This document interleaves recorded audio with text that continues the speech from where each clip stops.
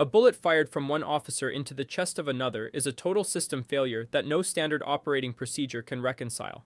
We are looking at a forensic breakdown of a crime scene where the primary witnesses are the ones who wore the same uniform, shared the same radio frequency, and swore the same oath. I am Camilo Motado, and this is Camilo's house. As a certified public accountant focused on forensic verification, I approach a courtroom like a ledger that has been tampered with. In a standard audit, we look for material misstatements, but in the trial of Kelsey Fitzsimmons, we are searching for the material intent behind a pulled trigger. A former North Andover police officer is currently on trial for assault with a dangerous weapon, facing a bench trial where Judge Jeffrey Karp acts as the sole auditor of the truth. We are documenting a scenario where the prosecution alleges an attempt at officer liquidation, while the defense argues this was an act of personal insolvency, a mother suffering from postpartum depression who simply wanted to end her own life. The background of this case represents a massive liability for everyone involved. On June 30th, the internal stability of Kelsey Fitzsimmons' life reached a breaking point. She had recently given birth to her son, a 4-month-old child who was supposed to be the center of a new family. However, her relationship with her fiancé, Justin Aylayan, a firefighter, had reached a state of total collapse. Aylayan, acting as the primary claimant in this civil dispute, sought an emergency restraining order based on what the defense calls untested allegations. This was the triggering event that set the North Andover Police Department on a collision course with one of their own.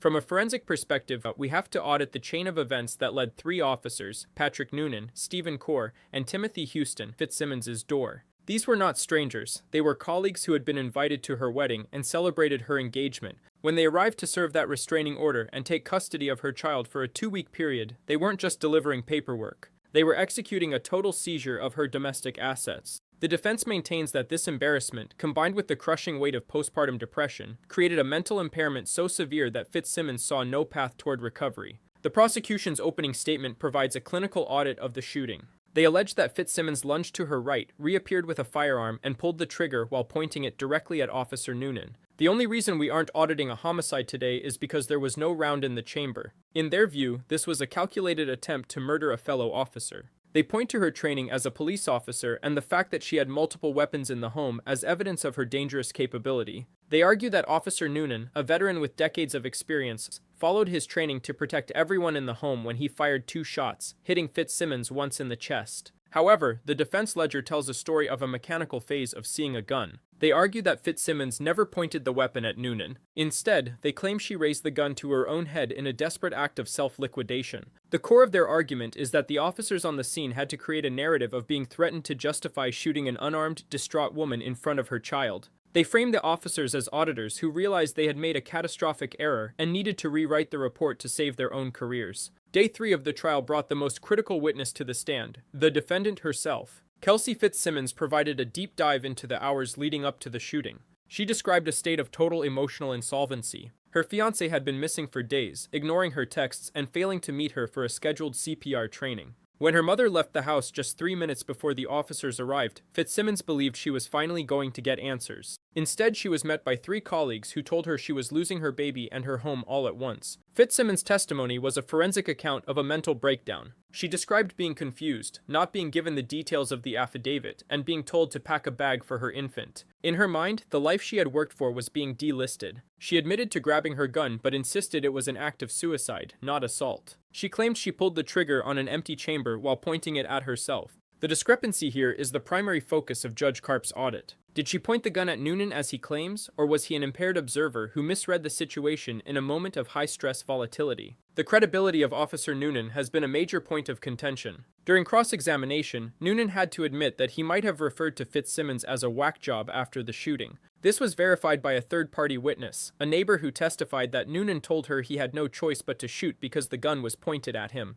The neighbor's testimony acts as a reputational audit of the officer. If he viewed his colleague as a whack job, did that bias influence his decision to pull the trigger? In a professional audit, any sign of personal animosity or bias from the auditor is a red flag that compromises the entire report. We also have to look at the testimony of Justin Aylayan, the ex-fiancé. He provided the initial data that led to the restraining order, claiming he feared for his son's life because of disturbing messages from Fitzsimmons. However, the defense argues that Alain was a strategic actor who used the legal system to perform a hostile takeover of their child. The fact that he moved his own 9 firearms out of the house the day before the incident suggests he was preparing for a total separation. The forensic question is whether the threat he reported was a material fact or a tactical maneuver to gain an advantage in a custody dispute. The involvement of the Massachusetts State Police adds another layer of oversight to this audit. Sergeant David Strong and Detective Lieutenant Michael Bonasoro provided the ballistics and photographic evidence. They went over the weapons found on the scene and the mechanics of how the shooting occurred.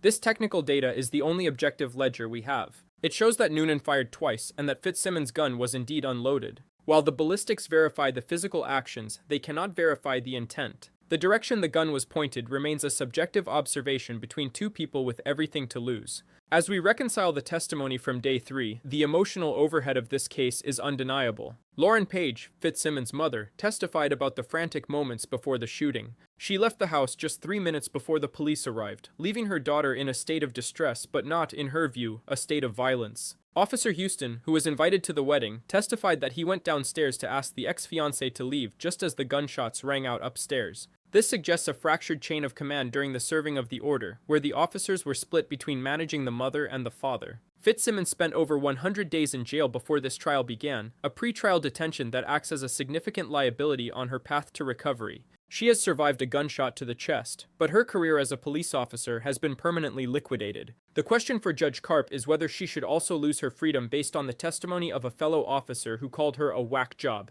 The defense has rested its case, and the final audit of the evidence is now in the hands of the court. The final verdict of this trial will be a landmark decision on how we handle mental health crises within the police force. If Fitzsimmons is found guilty, it validates the prosecution's narrative of a dangerous, calculated assault. If she is acquitted, it exposes a massive failure in how the North Andover Police Department managed a vulnerable officer in the middle of a postpartum crisis. The internal controls failed, the auditors were biased, and the resulting shooting was a catastrophic loss for everyone involved. My forensic verdict on the M.A. versus Kelsey Fitzsimmons trial is that the North Andover Police Department suffered from a total lack of situational oversight. Serving an emergency restraining order on a fellow officer who is known to be in a mental health crisis requires a higher level of sensitivity and protocol than what was demonstrated. By sending 3 close colleagues to seize a 4-month-old child, they created a high-volatility environment where a tragic misunderstanding was almost inevitable. Whether the gun was pointed at Noonan or Fitzsimmons, the system allowed the situation to reach a point of no return. I want to hear from you.